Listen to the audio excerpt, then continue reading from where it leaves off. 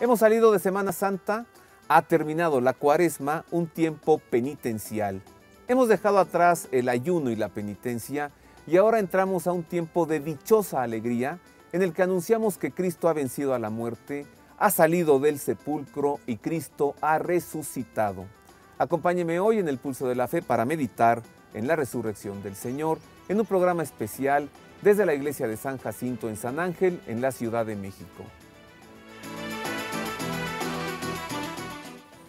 En efecto, ese es el tema de hoy, la resurrección del Señor en este día tan especial, domingo de Pascua, primero de la cincuentena pascual, domingo en el que podemos decir con gran alegría la mejor noticia que la humanidad haya recibido, que Cristo ha resucitado, verdaderamente ha resucitado, ha vencido a la muerte y el sepulcro está vacío. Desde esta parroquia de San Jacinto tengo el gusto de platicar con el párroco, el padre Mario Ángel Flores, quien también es director de la Comisión de Cultura de la Arquidiócesis de México y quien nos recibe en esta parroquia de San Jacinto. Padre, muchas gracias. Pues me da mucho gusto, algún día lo platicamos, ¿por qué no hacer un programa desde esta parroquia tan significativa al sur de la Ciudad de México? Una parroquia antigua y un lugar donde el arte y la liturgia han estado siempre presentes. ¿Qué mejor lugar para hablar del gran motivo de nuestra fe? Cristo ha resucitado. Gracias por estar aquí, gracias por tu audiencia, bienvenidos todos. Muchas gracias, padre Mario Ángel. Pues en el empedrado de San Ángel, ¿no? En el pueblo que se llamaba Tenanitla y que toma el nombre de San Ángel por el convento carmelita que está del otro lado de Avenida Revolución, el colegio de Sant'Angelo, ¿no? Así es, pues conoces muy bien su historia. No, nada, no, platícanos mejor algo de ello, porque te pregunto, ¿esta iglesia formó parte del Carmelo o no? No, siempre fue independiente. Están muy cerca, por supuesto, pero fueron terrenos independientes. Aquí fue, desde el inicio, una de las parroquias de los padres predicadores, de los dominicos, que tenían como una especie de red o de cadena, digamos, de parroquias que venían desde el centro de la ciudad. Y entonces, a medida que recorres un cierto espacio, hay una parroquia, hay una capilla, y cada una tiene su finalidad. Por ejemplo, está la del centro, Santo Domingo, está la de Coyoacán, la de Tacubaya, y después aquí en San Ángel. Esta tenía la finalidad de ser un lugar de reposo en el viaje hacia las misiones del sur de México. Aquí llegaban para prepararse, llegaban para imbuirse en el ambiente mexicano, en sus costumbres, y después salir hacia el sur. Y después, naturalmente, pues siguió siendo un convento de ellos hasta el siglo XIX, cuando lo entregan al clero diocesano. ¿Esta iglesia data de finales del 17 o del 16? Finales del 16, ¿Ah, sí? Los últimos años del 16. Así que estamos en una iglesia de más de 300 años, más de 3 siglos. Más de casi 400 años, casi digamos, 400. Sí, absolutamente, desde el 1697, bueno, un poquito, sí, un poco más de 300 años. No puedo yo dejar pasar la oportunidad de estar con el director de la Comisión de Cultura de la Arquidiócesis de México y en este recinto, que usted se da cuenta es maravilloso, para hablar un poco más de San Jacinto y entraremos al anuncio del sepulcro vacío y de la Pascua más adelante para preguntarle por ahora al padre Mario Ángel Flores, ¿quién es el santo patrono de aquí? San Jacinto, un gran desconocido, ¿no, padre? Bueno, para nosotros, efectivamente, pero él es uno de los compañeros de Santo Domingo de Guzmán, fundador de la Orden de Predicadores de los Padres Dominicos. Es uno de sus primeros compañeros y es además polaco, e inició su labor y su tarea misionera en Polonia. Entonces se trata de uno de los santos misioneros polacos. ¿Por qué llegó desde Polonia hasta este rincón de México? Porque cuando estaban haciendo la fundación de este convento, los padres dominicos, fue canonizado San Jacinto. Y entonces decidieron pues poner aquí un lugar que lo recordara él. Así fue que llegó, sí, era como el santo más reciente. Sí. Y después, pasados los años, tenemos aquí una circunstancia muy especial. En 1969, el arzobispo de Cracovia, donde está sepultado San Jacinto, el arzobispo de Cracovia envió una pequeña reliquia como regalo a esta parroquia. Sí. Le pareció interesante pues conocer que en México había este lugar, etcétera, y entonces envió una reliquia. Pues el arzobispo de Cracovia se llamaba Karol Wojtyła.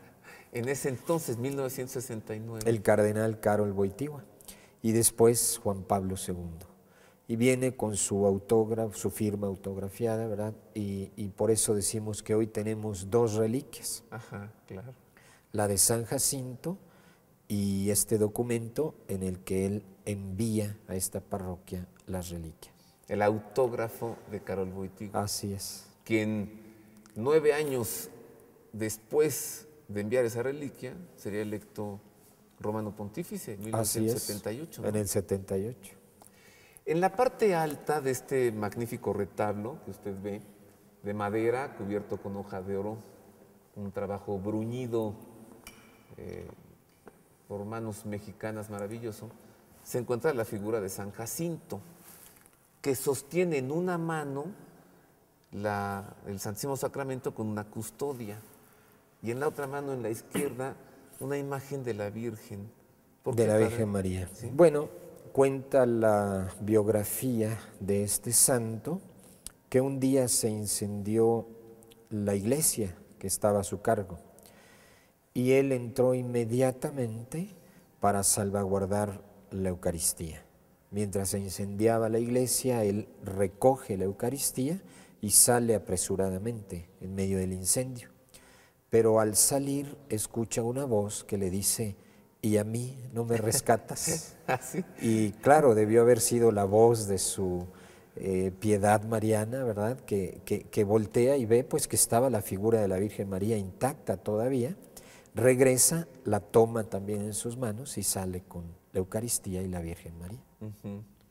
Bueno, y viendo detalladamente el retablo, a ver si la cámara nos da un acercamiento, vemos dos pinturas, óleo sobre tela, de San Antonio, Padre Mario Ángel.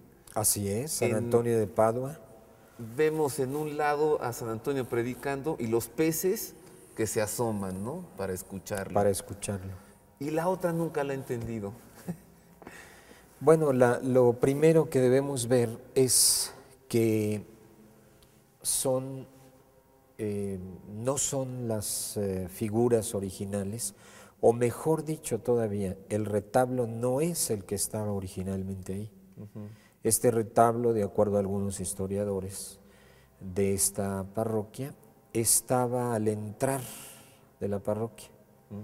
Pero en todos los cambios que nunca nos imaginamos, cuántos cambios hubo en el siglo XIX, a partir de las leyes de reforma, cuánta transformación sufrieron las parroquias, las iglesias.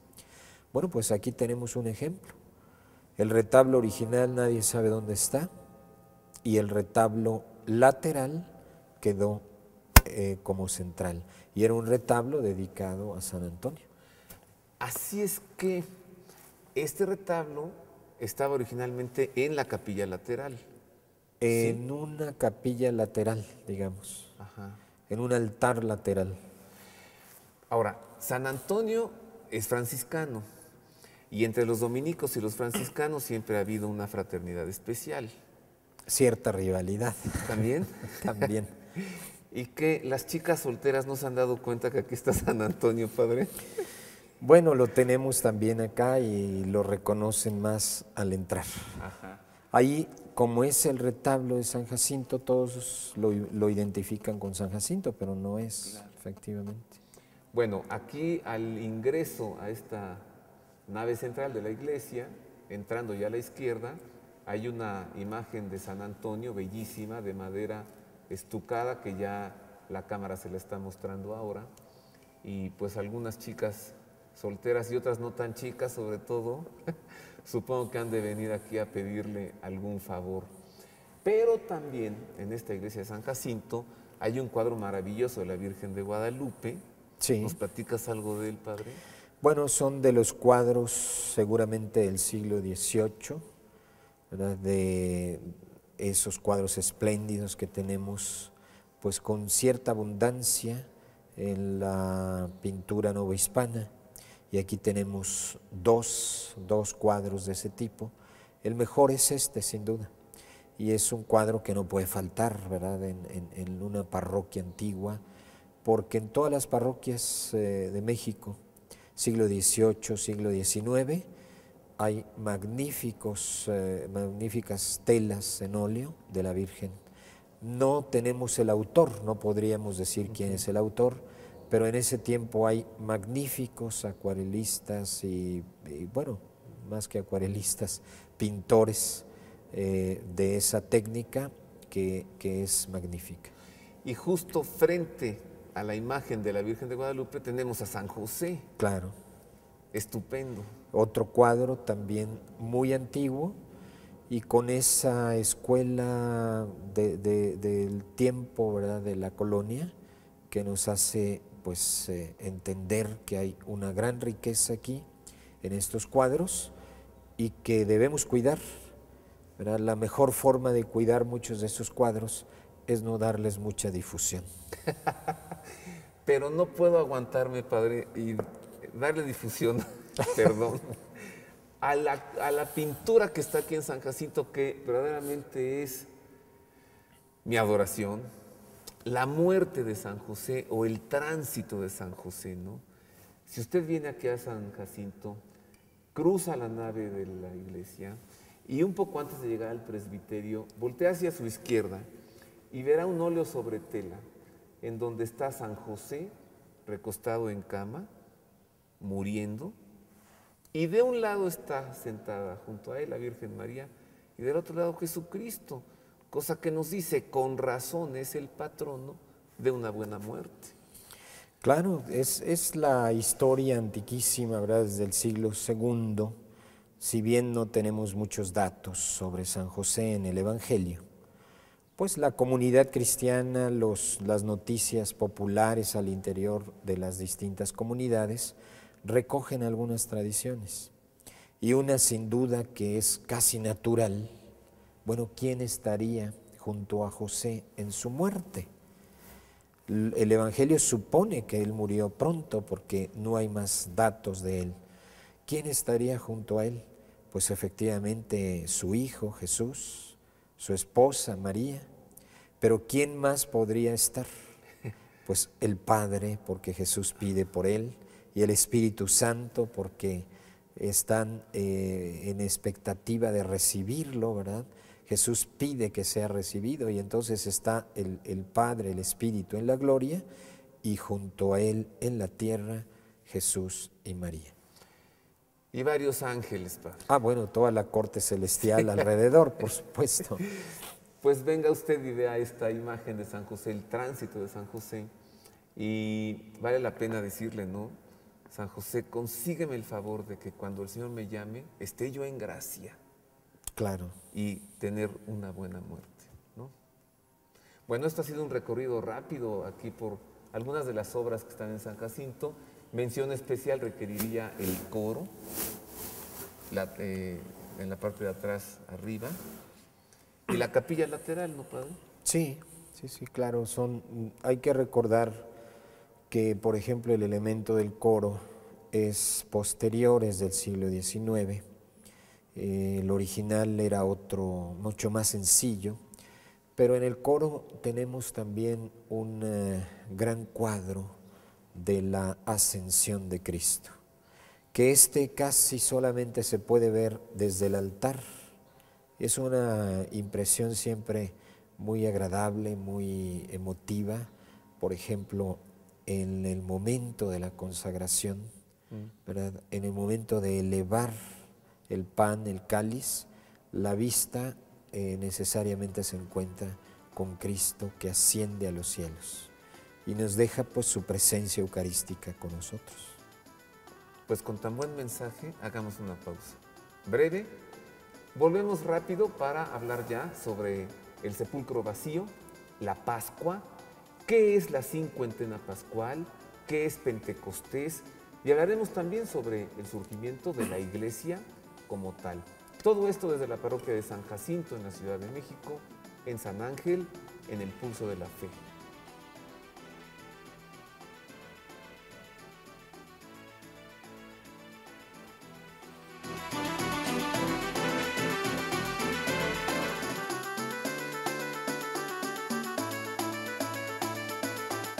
Y continuamos en más del Pulso de la Fe.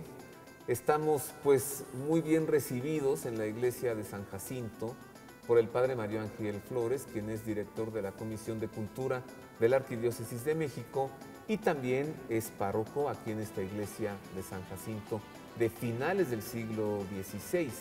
Un espacio maravilloso en la Ciudad de México, un reducto de fe para los creyentes que creen, una iglesia rodeada de arte, bien conservada, con un atrio magnífico, jardinado, con una cruz atrial que es digna de una mención especial, con los elementos de la pasión del Señor labrados en la cantera y también con un claustro estupendo que nos habla de aquellos años en los que los dominicos pasaban por San Ángel, se daban un lugar de descanso, de desierto, de encuentro con el Señor, para después continuar hacia el sur del país en la ruta de las misiones, como nos lo explicaba el padre Mario Ángel Flores al inicio de este programa. Pero hablemos del sepulcro vacío, padre. ¿Es de veras la mejor noticia que la humanidad haya recibido? ¿Que Cristo no está muerto y que no está donde le pusieron? Bueno, yo creo que la esencia del Evangelio, es decir, la buena noticia del Evangelio, es la resurrección de Cristo. Si pudiéramos buscar entre todos los elementos que hay, porque hay tantas cosas tan llenas de significado alrededor de la persona de Jesús, del mensaje de Jesús, de sus enseñanzas, a lo que llamamos en conjunto el Evangelio, pues lo que realmente es Evangelio es su resurrección. Vayan por todo el mundo, anuncien la buena noticia. ¿Cuál es esa buena noticia? Que Cristo ha vencido a la muerte, ha vencido al pecado y que vive para siempre. Bueno, que Él vive desde siempre, pero que habiendo participado de nuestra condición humana, ahora la misma realidad humana ha sido resucitada, glorificada, y que Cristo es la presencia de esa glorificación de la humanidad. La buena noticia es que Dios ha estado con nosotros y que en la resurrección de Cristo ha elevado nuestra condición humana a ese nivel, a esa posibilidad, digamos, porque hay que marcarlo en la esperanza cristiana de eternidad. Dios ha elevado a la realidad humana a la eternidad en la resurrección de Cristo. La buena noticia es eso, que Cristo ha resucitado y con Él nosotros estamos llamados a la resurrección. ¿Y si no hubiera resucitado?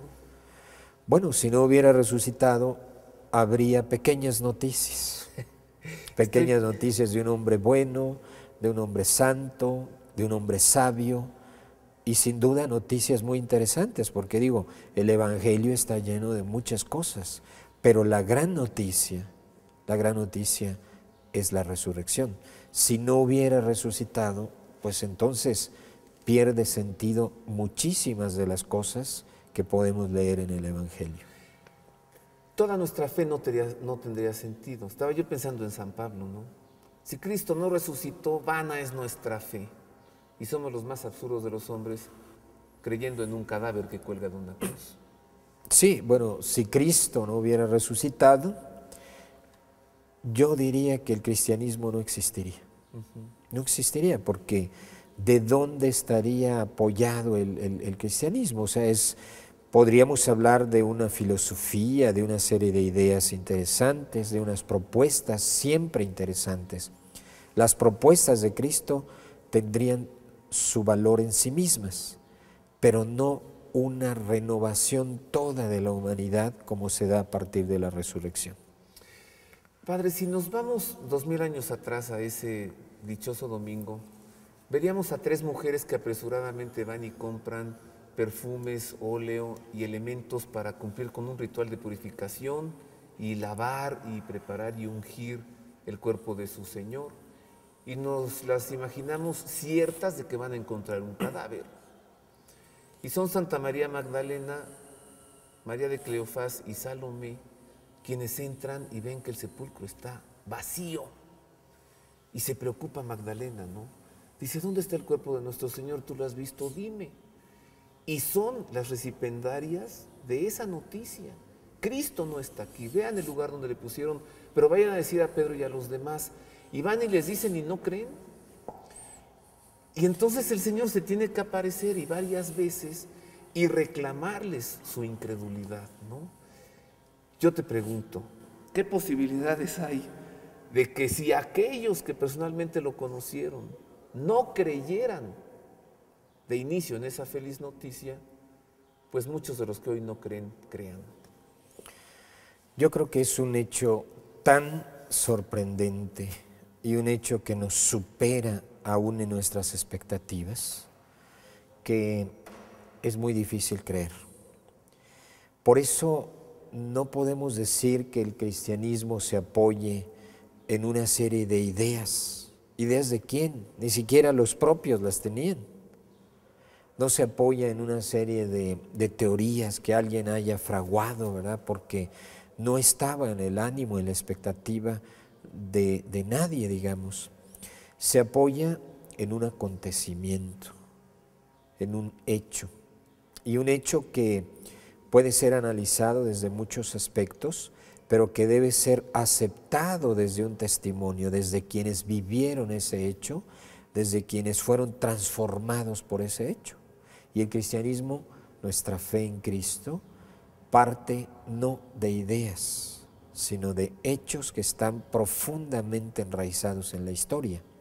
Y que los que hoy cuestionan estos hechos, como en su momento los mismos apóstoles no lo creían, pero fueron para verificar los hechos y entonces creyeron al ver la tumba vacía, al comprender finalmente todo lo que Jesús les había anunciado y al encontrarse con Él, porque la tumba vacía es el primer paso, por supuesto, y después encontrarse con Él, finalmente habrá un cambio, una revolución en su interior y comenzará un cambio en nuestra manera de entender la vida a partir de Cristo resucitado.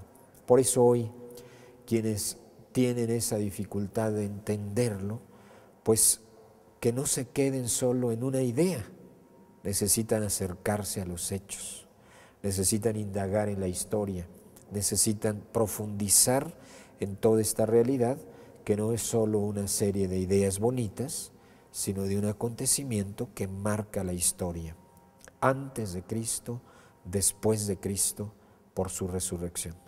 ¿Equivaldría esto que nos dices a esa figura en la que el Señor le dice a Tomás, a ver Tomás, ven acá, mete tus dedos en las llagas y mete tu mano en mi costado, para que viendo creas? Claro. Y luego me viene a la mente, Padre, esa bienaventuranza, ¿no? Fuera del Sermón de la Montaña, ustedes han creído porque han visto. Bienaventurados los que sin haber visto Han crean. creído.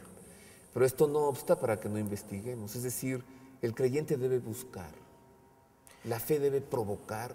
Claro, yo creo que la fe es aceptar un testimonio, la fe es también recibir una gracia que nos permite comprender lo que no habíamos comprendido, pero la fe es también pues un encuentro con un hecho, con una realidad. Cristo se hizo presente en nuestra historia y desde nuestra historia también puede ser contemplado. Por eso no es una fe en el vacío, es una confianza que hemos puesto a partir de personas concretas, sus apóstoles, sus discípulos, de un hecho que en sí mismo ya empieza a cambiar las cosas, las mujeres, que son las primeras que comprenden.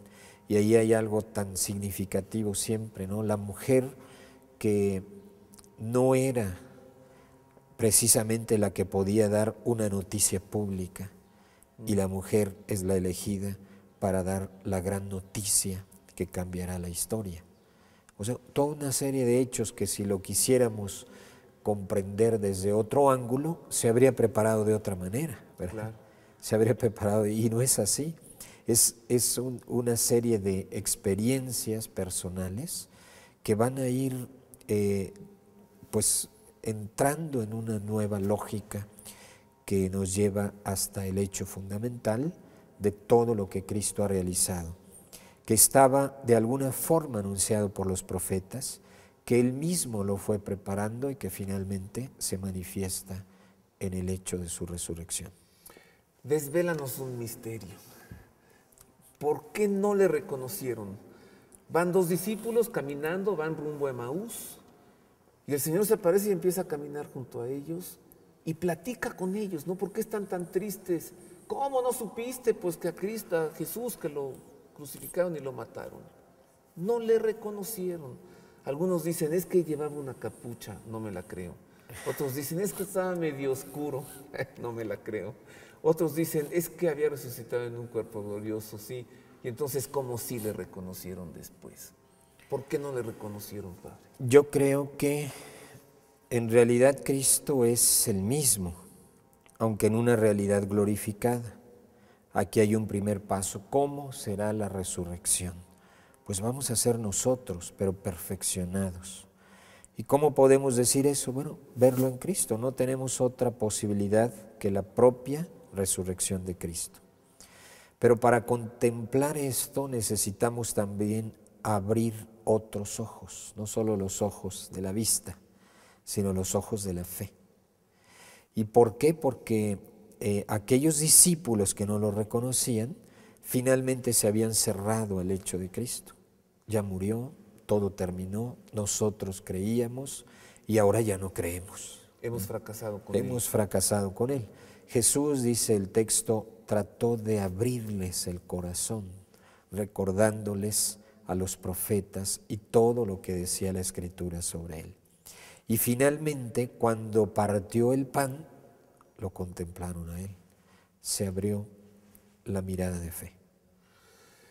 A ver, ¿no será también que a nosotros también se nos pone enfrente, o cruza caminando frente a nuestra mirada, o va caminando junto a nosotros en medio de nuestros sueños y nuestras ilusiones y nuestras tristezas y nuestros fracasos también? Y hoy no tenemos la capacidad de reconocerlo. ¿No será que nos dijo, yo estaré con ustedes todos los días de su vida, y no hemos querido creer en esto? Bueno, yo creo que ahí está el factor adicional, que es la fe. Abrir nuestra mirada, nuestra comprensión desde la Escritura, desde sus palabras y en los hechos que hoy tenemos, ¿verdad? No lo vamos a encontrar, por supuesto, como una persona que se cruza, pero sí lo vamos a encontrar en los acontecimientos, en su palabra y especialmente en la Eucaristía. Pero para descubrirlo ahí se requiere necesariamente esa apertura personal hacia el misterio. Y en los pequeños, y en los enfermos, y en los hambrientos, y en los sedientos, y en los presos. Claro, desde si eres capaz de encontrarlo en la Eucaristía, lo vas a seguir encontrando en muchos otros espacios, con los que Él se ha identificado, comenzando por los pequeños, los pobres, los enfermos. Todo lo que hiciste por ellos, me lo hiciste a mí.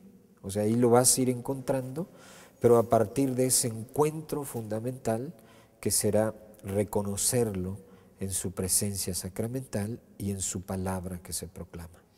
¿Será esta la gran oportunidad, Padre Mario Ángel, para vivir esta Pascua, para vivir este día alegre que se prolonga en su celebración por 50 días en la cincuentena pascual, será la gran oportunidad para vivirlo así, tratar de encontrar a Cristo, claro, desde el pulso de la fe, para quien tiene fe, en los demás, en la Eucaristía, claro, pero que repercuta en nuestra vida y encontrarlo en los otros. Sí, porque creo que la gran noticia, el Evangelio, la resurrección de Cristo, no es solo un asunto del pasado, no es solo algo que quedó y que vamos a analizar a través de historiadores, sino que sigue siendo una realidad. La resurrección es esto: Cristo vive, Cristo está presente.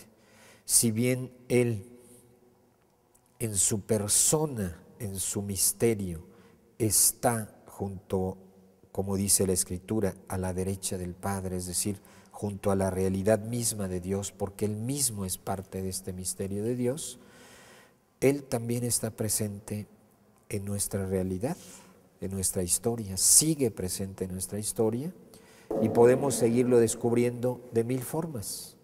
Y ahí está entonces esa mirada de fe que hoy debe seguirlo descubriendo en las exigencias de nuestra vida cristiana y en su presencia a través de mil formas.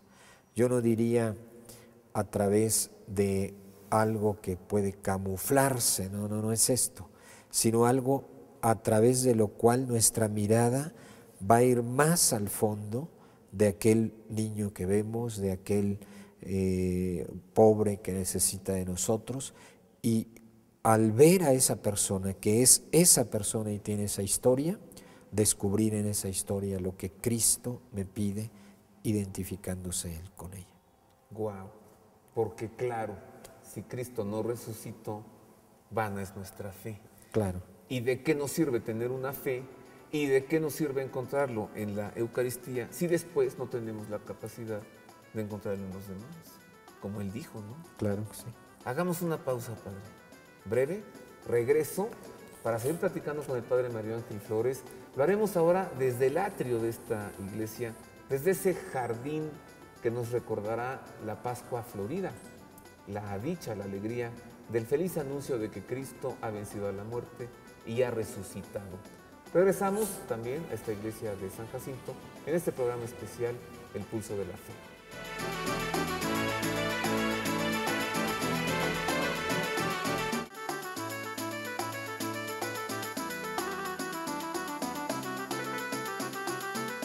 Continuamos en El Pulso de la Fe, estamos en la iglesia de San Jacinto, ahora ubicados en el atrio, un atrio maravilloso que tiene un jardín estupendo allá atrás, y justo en el ingreso a la iglesia sigo platicando con el párroco de esta iglesia de San Jacinto, el Padre Mario Ángel Flores, quien también es el director de la Comisión de Cultura de la Arquidiócesis de México. Padre Mario Ángel, es el primer domingo de Pascua hoy, y este día se prolonga por 50, ¿no? La cincuentena pascual hasta caer al domingo de Pentecostés. Que Pentecostés quiere decir 50 días. 50 días de la Pascua, recordando que hay primero un significado que viene desde el pueblo judío. En realidad Pentecostés es una fiesta del pueblo judío. Después de 50 días de haber salido de la esclavitud en Egipto, la Pascua judía, ellos en la montaña santa serán constituidos el pueblo de Dios, recibiendo las tablas de la ley, la alianza. Entonces ahí hay una relación muy interesante, ¿verdad? Es el recuerdo de cómo fueron constituidos pueblo de Dios al aceptar la palabra de Dios, la ley de Dios y determinar entonces ser el pueblo de Dios. En el Antiguo Testamento la Pascua es la liberación de Egipto. En el Nuevo Testamento la Pascua es la pasión, muerte y resurrección de Cristo. En el Antiguo Testamento la cincuentena pascual es el encuentro con Dios en la montaña, y en el Nuevo Testamento la cincuentena pascual es el encuentro con el resucitado. ¿Así? Así es. ¿O lo dije muy rápido? Tal vez muy rápido, pero la Pascua pues es la resurrección y Pentecostés es el encuentro con el Espíritu Santo, que podemos decir es el Espíritu de Cristo que permanecerá a lo largo de la historia. ¿En qué momento, Padre, surge la historia, la iglesia? ¿En qué momento de la historia? La iglesia como institución. A ver, a partir de mi ignorancia, propongo 3 momentos. ¿Es acaso cuando Cristo le dice a Pedro, tú eres una roca y sobre ti construiré mi iglesia? ¿Es acaso en la cruz o es en Pentecostés? Yo creo que la iglesia estaba siendo preparada por Cristo desde el momento en que elige a sus apóstoles. La iglesia está siendo preparada en sus bases, en la verdad que debe sustentar toda su vida, cuando constituye a Pedro como roca. Pero la iglesia está siendo preparada. O sea, Cristo tiene un plan, tiene una visión hacia el futuro. Lo que está realizando no queda ahí, tiene una trascendencia para la historia por venir. Entonces está preparando todo ello. En la cruz, por supuesto, están los elementos que le dan sentido a la vida cristiana. Cristo está desde ahí dando el inicio a los sacramentos que nos redimen, que nos santifican, etc. Y en la resurrección pone el punto final de la preparación. Hasta ahí todo es preparación.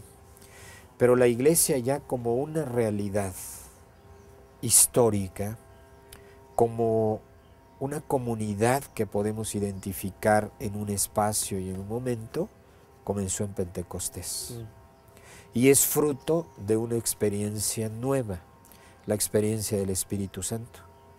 La participación del Espíritu Santo, que ya no es solo haber contemplado, experimentado todo lo que Cristo realiza, sino participar de todo lo que Cristo realiza. Ahí empieza la iglesia.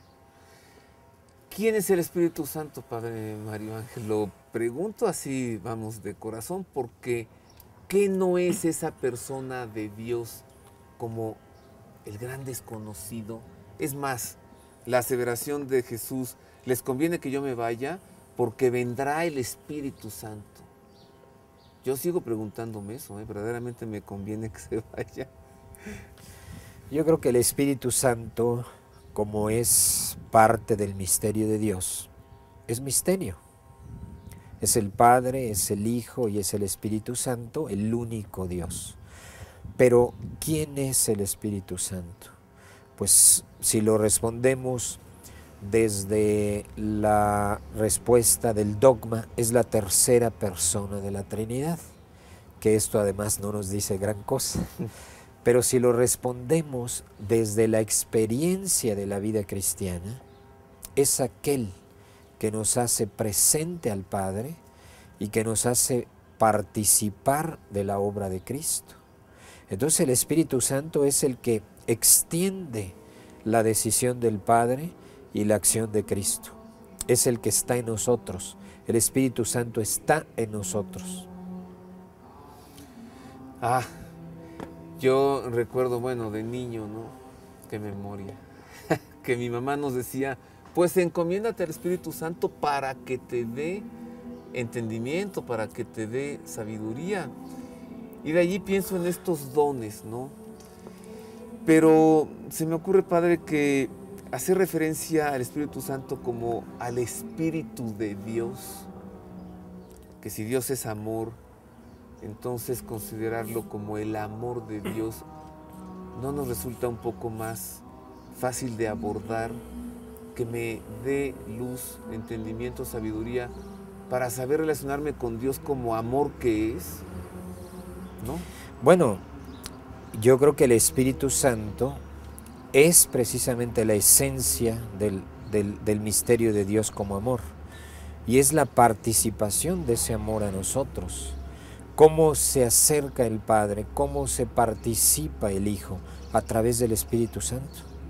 y un espíritu de amor, un espíritu de Dios, que es el espíritu del Padre, es el espíritu del Hijo.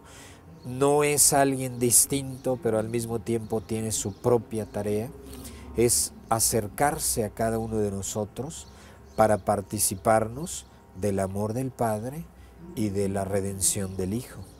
Entonces el Espíritu Santo es el gran constructor de la Iglesia, el gran arquitecto de la Iglesia a lo largo de los siglos, pero es también el gran huésped en cada persona, participándonos del amor de Dios, a partir del bautismo.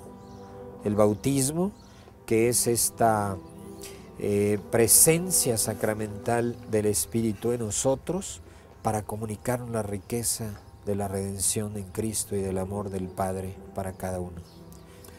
¿Cómo vivir, Padre Mario Ángel Flores, esta Pascua que se prolonga por 50 días a partir de hoy, primer domingo de Pascua, y a partir de lo que nos has explicado y lo que hemos reflexionado contigo, esta posibilidad de encontrar a Cristo en los demás, esta posibilidad de encontrar a Dios que vive en nosotros, el Espíritu de Dios en nuestro interior?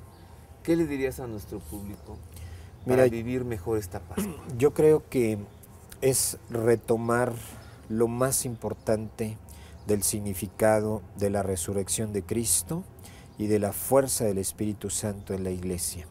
Es decir, Cristo no ha venido al mundo para enseñarnos cómo portarnos mejor, por ejemplo. Él dijo en alguna ocasión, ahí tienen a la ley y a los profetas. Y si no le hacen caso a la ley y a los profetas, ni aunque un muerto resucite, van a hacer caso. Es decir, todo lo que tenemos para saber comportarnos moralmente, éticamente, ya se nos ha dado. Cristo viene en todo caso a mostrarlo con mayor plenitud. En cambio, ¿qué es lo que realmente debemos nosotros comunicar? La alegría, la gratitud de participar de una esperanza nueva y definitiva, que es llegar un día a la vida eterna. Y con esto toda la vida se ilumina, todo adquiere un nuevo sentido. No solo estamos trabajando para el día de mañana, no solo vivimos un momento de éxito ahora, no solo estamos en un problema de enfermedad o de problema familiar por el que vamos cruzando y entonces se llena de angustia nuestra vida, sino que vamos en medio de todas estas circunstancias caminando hacia un horizonte nuevo que se llama eternidad y que solo podemos comprenderlo con el Espíritu Santo que nos va llevando a ese conocimiento, a esa comprensión, y con la contemplación de Cristo resucitado, que es ya la garantía, que es ya el hecho anticipado de nuestra propia resurrección y eternidad. Y esto es lo que hay que comunicar a un mundo que ha perdido esa dimensión de eternidad. Todo es inmediato, todo es el momento, y por eso tanta angustia, tanto temor cuando vemos hacia el futuro. Pues muchas gracias, Padre Mario Ángel Flores. Gracias por la hospitalidad aquí en tu parroquia. Y gracias por estas reflexiones en este domingo primero de Pascua. Gracias por la invitación y que vivan una Pascua llena de la luz, de la fuerza del Espíritu de Cristo resucitado. Noticias que nos llegan desde el Centro Televisivo Vaticano. Me entrego enseguida el editorial semanal del Padre Federico Lombardi, director de la Sala de Prensa de la Santa Sede, que nos hace reflexionar hacia los problemas recientes surgidos en América Latina, entre Colombia, Venezuela y estos países hermanos. De esto nos habla él. Las graves tensiones entre Colombia, Ecuador y Venezuela han llamado bruscamente nuestra atención sobre los peligros para la paz en el continente americano. Peligros serios y concretos porque se pasa de las palabras a los hechos con el uso de armas y movimiento de tropas. Además, la crisis puede ampliarse y convertirse en regional, como lo demuestra la ruptura de relaciones diplomáticas entre Nicaragua y Colombia. Con la paz no se ha perdido nada, pero puede perderse todo con la guerra, han repetido incansablemente los papas frente a las situaciones de conflicto. Los conflictos alimentan el odio, la irracionalidad de los nacionalismos y alzan barreras y divisiones profundas. Provocan muertes y sufrimientos absurdos a muchísimos inocentes. Turban también la situación interna de los pueblos, con perjuicio para la vida ordenada y para el ejercicio de los derechos. Incluso si nos damos perfecta cuenta de la complejidad de las situaciones y de los intereses involucrados, es absolutamente preciso buscar las soluciones por la vía de la negociación y de las mediaciones diplomáticas antes de que los daños sean más graves. Con justicia elevan los episcopados de los países involucrados su voz a favor de la paz y también los presidentes de las conferencias episcopales de la región hacen llamamientos unánimes al compromiso de todos, empezando por los gobernantes para favorecer soluciones razonables y pacíficas de las controversias. Es de desear que en un continente cuya tradición cristiana es antigua y profunda, en el que los pueblos se consideran justamente hermanos por sus numerosos vínculos, estas voces sean escuchadas. A ellas se une naturalmente la solidaridad espiritual de toda la Iglesia, que siempre tiene la paz entre los pueblos como una de sus aspiraciones más intensas. Ahí está el editorial semanal del padre Federico Lombardi. Y en más información sobre el continente americano, el subcontinente latinoamericano, el Papa Benedicto XVI recientemente recibió en visita ad limina a los obispos del Salvador, que le presentaron la realidad que se vive en ese país, pero también en este subcontinente que es América Latina. Aquí está la crónica.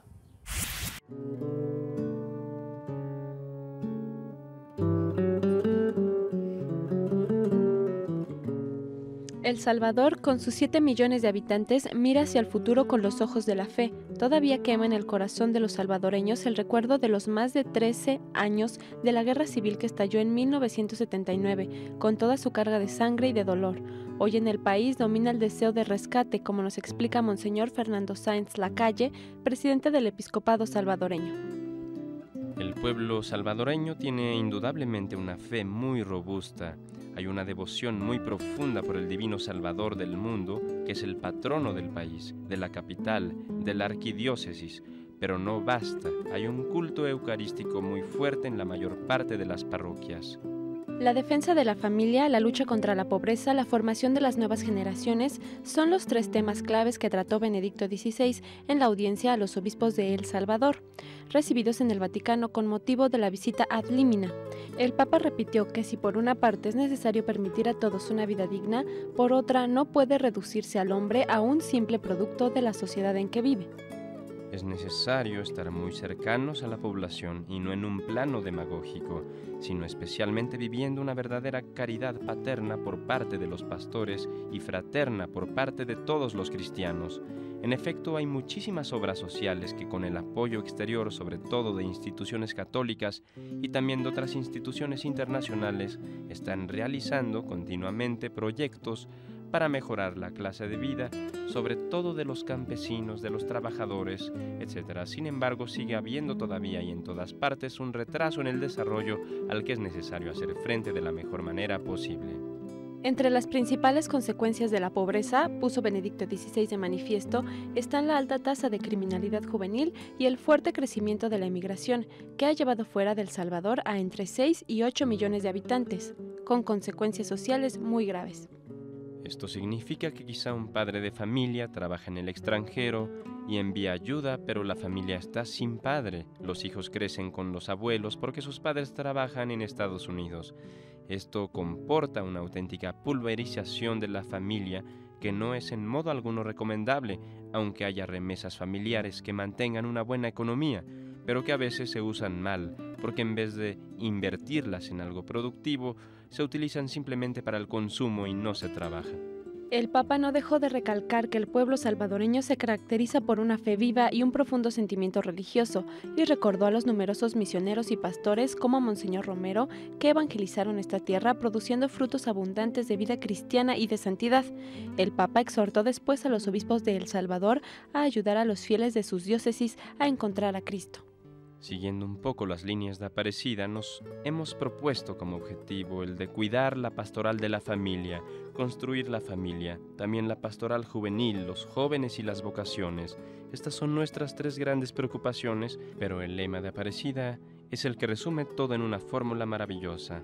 Todos tenemos que ser discípulos de Cristo, Jesús, pero también misioneros. donde nos encontramos para que nuestros pueblos, toda América, El Salvador en concreto, tengan la vida en Cristo. Este es pues el desafío que el Señor nos propone. Hemos de serle fieles porque su gracia no nos faltará. Esta es la situación que se vive en América Latina, especialmente en El Salvador. Y con esta nota llegamos por ahora al final de este programa, El Pulso de la Fe, programa que hemos realizado desde este bellísimo recinto, la iglesia de San Jacinto, en el antiguo pueblo de Tenanitla, en San Ángel. Desde aquí hemos dado juntos ese aviso de alegría tan dichoso, la mejor noticia que ha recibido la humanidad, que Cristo ha vencido a la muerte y que Cristo ha resucitado.